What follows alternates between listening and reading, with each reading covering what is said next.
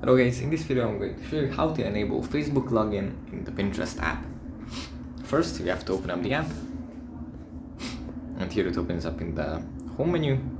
From here we just go into the profile menu, then we scroll down, and under the login section we find security. Tap on this, then we tap on login options, and here we have to turn on Facebook as well. And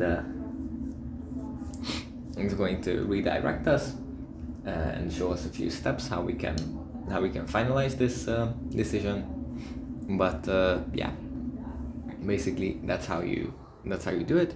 You just tap on this button and then follow the steps that the app shows us for turning this function on.